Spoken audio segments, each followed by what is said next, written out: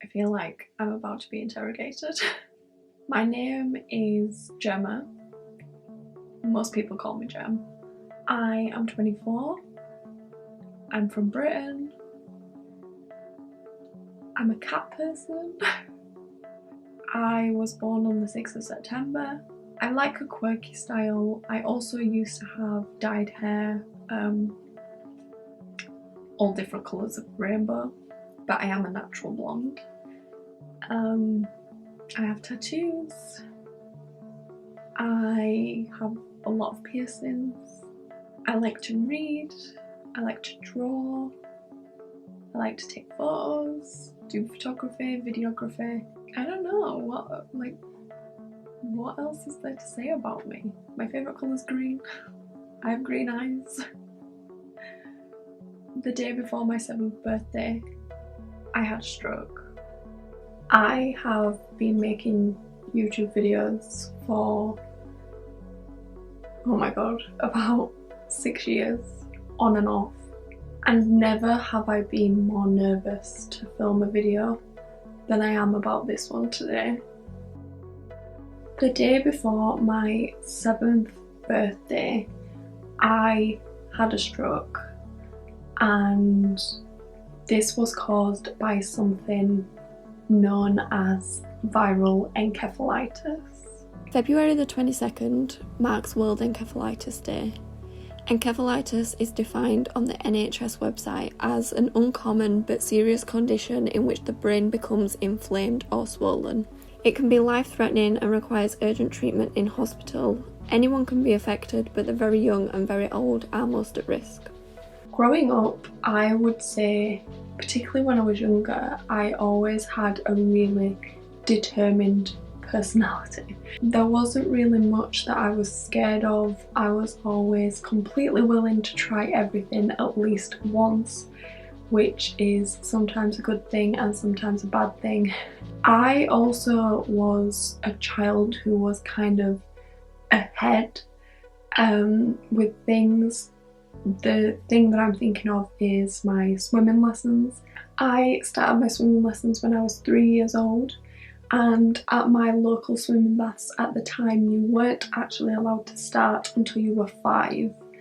But the lady who run the swimming baths said that she would see how I reacted to the water and decide from there whether she thought I was okay to start my swimming lessons. I just stood on the side of the pool and just jumped in, and she was like, yeah, she's gonna be fine in the water. At that time, I wanted to be either a lifeguard or an Olympic swimmer.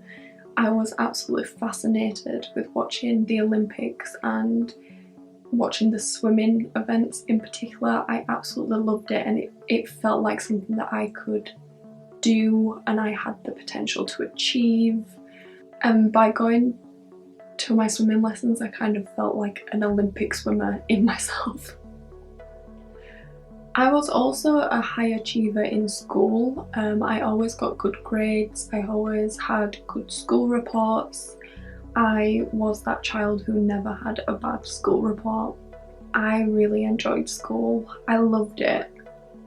And I think that comes from my determined personality. I just love learning new things, and it's always been something that I've really loved and really enjoyed. On the 4th of September, it would have been quite late in the day, around tea time, night time-ish, I felt unwell and I had a really bad headache. My mum was still downstairs and I was shouting to her that I didn't feel very well. My mum told me to get in bed with her. She was home alone with us at the time. My stepdad at the time was working away. And then my recollection stops. I remember setting my alarm to get you all up for school day after. And I remember waking up and you were tapping on my back. But when I looked at my phone, it was probably around 5:45 in the morning, which was an hour before my alarm was due to go off. Your eyes were like really, really wide. I realised something wasn't right, and I just thought, oh my God, she's having a fit. So they radioed for a police car to go to your nan's to get her up, to get her to come and look after them too. They took you in ambulance and said they couldn't wait because they couldn't get you to stop fitting. And one of them were like, I'll stay with kids, you take her. And last thing I can remember when I walked out the door, our Georgia saying to police, will you make me some toast? Excuse me, mister, will you make me a piece of toast? I want some toast. That was the last thing I heard. I have 48 hours of no memory. I don't remember it. I don't remember any of that time. And things that I know about that time come from the people around me, my family members, especially my mum. By the time I got there, they said you did quite a few fits in ambulance. I can remember when you got out of bed, you walked with a limp. You got a limp inside your mouth. It were better, but it was still down. But they said, when I asked them, like, is this going to have any lasting effect? Could it happen again? They couldn't tell me. They were just like, it's take every day as it comes. Yeah, it just is what it is. We can't promise that it won't happen again, but we're not going to say that it will. But I do remember the 6th of September, and I remember waking up on my birthday. I had a bunch of birthday cards, one of them from my school, that all of my classmates had signed. It had every single one of their names in it, and the school had sent it to the hospital for me. And I also remember getting a birthday cake. The birthday cake was actually from 2 police officers who turned up at our house when my mum rang the emergency services. We think of police officers as like fighting crime. They saw a little girl fighting for her life, and they did everything that they thought was going to help. One of the police officers offered to stay at our house because my mum was coming to the hospital with me, but my brother and sister were at home at the time, and at the time my brother was 12 and my sister was 2. So they couldn't be left in the house on their own, obviously. So until someone could get to our house to look after them, one of the police officers offered to stay with them. And my mum says that the last thing she can remember when she left the house was my 2-year-old sister was asking this police officer for a slice of toast. And on my birthday they arrived with a birthday cake. What police had bought you? That birthday I just cake. remember it being a sponge cake. It got Haribos. icing on and it got Haribos stuck on it. I think it were them 2 policemen what had come, and one of them had rung every day to see how you are. Yeah. When you were in there. I think maybe the paramedics were involved, I'm not sure. But they made me a birthday cake.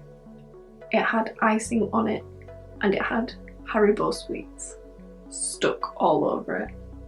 When I woke up in the hospital, I actually woke up the day before my birthday, which would have been the 5th of September 2003. I don't remember that. I don't remember any of it, but my mum says that my entire family was there. I can remember you were looking at me, and as if to say, I know I should know you, but I don't know who you are. I didn't remember any of them. Not a single one of them. Not even my mum. And I guess that's kind of upsetting, because like not remembering your own parents is kind of like crazy. You were in there for 2 weeks. Bang on 2 weeks you were in hospital. I think you only spent like 2 days on eye dependency, and then they moved you to children's ward. You woke up that morning and you just knew who everybody were. Yeah, it was just like as if like a light bulb had come on. Yeah, you just knew. You just woke up. We were all there again, and you were like, "What you all looking at me for?" But I'm just like, "You all right?" Why? Yeah, but why you're all staring at me? And you just knew that were it. You just knew who everybody was. I remember completely random things about that time. I remember I was in hospital for 2 weeks. I also remember that for the first week of being in hospital, my mum would come and sit with me during the day and my dad would stay with me on a night. And every single night in the hospital, me and my dad watched Monsters Inc. and Lilo and Stitch. And ever since then, I've been completely obsessed with both of the films. I've even been so obsessed with Monsters Inc. that I actually have the number tattooed on my arm, 2319, which if you've seen Monsters Inc. you'll know what that means. It's strange. I guess I got the tattoo because it reminds me of my dad and it reminds me of that time. A lot of people do ask me, like, what does that tattoo even mean? Because you watched it every night when you were in hospital, over and over again. Then we had to bite you when you came home. And dreams do come true, because a few years ago I went to Disneyland Paris and I actually met Sully, and I was like a huge child. I was like starstruck. I also remember that after a period of time I got moved to a different room, and I got moved into a room with 5 other children, and I remember I was in the far corner near the window, and the window had a rainbow painted on it, which is completely random. Another completely random thing that I remember. Something else that happened whilst I was in the hospital is I had a lumbar puncture, which is a process where they drain fluid out of your body through your spine. I don't remember it clearly, but I do remember it hurting. It was so painful. When I first woke up in the hospital the day before my birthday, I couldn't walk, I couldn't talk, I couldn't read, I couldn't write, and I couldn't recognise anyone, as I've mentioned. But I believe that did start to come back over the next few days. I remember during the day when my mum would be with me at the hospital, I would walk around the children's ward because it went round in like a big circle. And I would walk around and I was attached to a drip, and I would pull this drip along with me and I'd just be walking around the ward. I had cannulas in my hands, which, if you don't know what they are, they're like big needles, and they leave them in your hands so that if they have to attach you to a drip or anything, instead of constantly taking needles in and out, they just use the same one and they just attach the drip onto the end of it. After about a week in hospital, I was allowed to go home for a few hours a day, but I still had these cannulas in my hands, so they wrapped foam around them so that I wouldn't bang them, I wouldn't knock them or anything like that.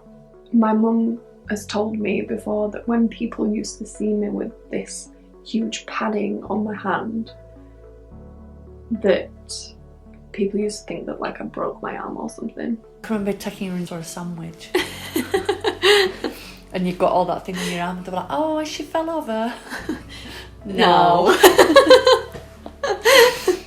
Amount of people that I've talked to it about of it years, and they're like, oh, didn't know kids could have strokes. You couldn't go straight back into school. We had to gradually, like, at first you went for 2 days a week, then you went for 3 days. I think it was at the end of the 2 weeks, I went to the children's hospital near me and I had to have brain scans done, and I remember I had a scan and I laid in the like tunnel thing.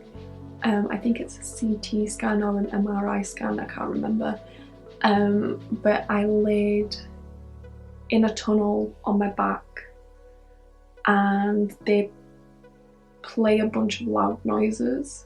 It takes a while, I think. I think it takes about 40 minutes. And to get me to lay still, I watched Monsters Inc. But obviously I was laid in a tunnel on my back. So how it works is they turn the TV upside down and you watch it through a little mirror. There was a little mirror above my head. It plays the film the right way around for you. Science. My mum was sat in the room with me as well, and my mum says she spent the entire time just leant to the side because the TV for her was upside down. I guess it makes sense to mention that the reason that I got viral encephalitis was from chickenpox, which scares a few people. I don't talk about it to scare people, I talk about it to make people aware that these things are rare, but they can happen, and it's better to be aware that they can happen than scared that it's gonna happen. I had chickenpox when I was 3 years old, and when the rash had left my body, the virus hadn't, and it collected in the bottom of my spine, and over the space of 4 years it travelled up my spine and into my brain, and it started attacking my brain, and it caused my brain to swell up, which is what encephalitis is. I am not a doctor or medical person, but that is what I've come to understand happened to me, and then that showed itself in me getting a headache and having fits. The final thing that I want to mention is probably the strangest thing about the entire experience, and that is that about a week before I had a stroke, my mum had a dream of her friend telling her that I was gonna have a problem with my head and that she should keep an eye on me. In my dream, she said, you need to watch your Gemma because she's going to bang her head. And for days after, it played on my mind, and then it sort of fizzled out. And then that happened. And then I think, sometime, like for a long time after, I thought, was she trying to warn me that something were gonna... It is strange that like you had that dream like a week before, and then... Because from that day to now, I can hand on heart say, I've never dreamt about her. This was 18 years ago this year. I guess the only thing is the first time it happened, it was caused by chickenpox, and when I was a teenager I got shingles. So that was a little bit scary, but I've been completely fine.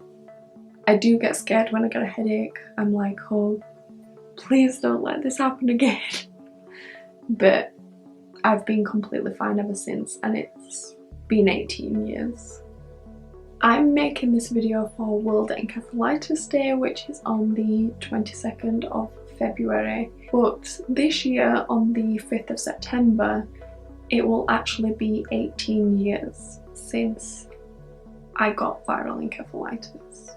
I think it does stick with you, it does stay around.